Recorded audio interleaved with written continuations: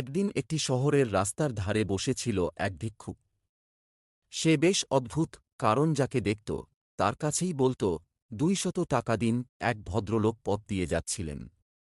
তিনি থেমে ভিক্ষুককে জিজ্ঞেস করলেন, তোমার চাহিদা এত বেশি কেন? 200 টাকা দিয়ে তুমি কি করবে? ভিক্ষুক গম্ভীর মুখে বলল, আমার গার্লফ্রেন্ডকে বার্গার খাওয়াবো। ভদ্রলোক শুনে অবাক। তিনি হাসি চাপতে না পেরে বললেন, ভাই, তুমি গার্লফ্রেন্ড নিয়ে বার্গার খাওয়াতে যাও, আর আমরা এই শহরে কাজ করেও বার্গার খেতে পারি না?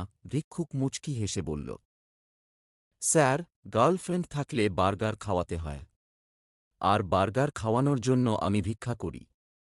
আপনি চেষ্টা করেন, গার্লফ্রেন্ড হলে আপনাকেও খাওয়াতে হবে। ভদ্রলোক এবার আর নিজেকে সামলাতে পারলেন না। হাসতে হাসতে বললেন, তাহলে আমি তোমাকে 200 টাকা দিচ্ছি, কিন্তু একটা কাজ করো। বার্গার খাওয়ানোর পর গার্লফ্রেন্ড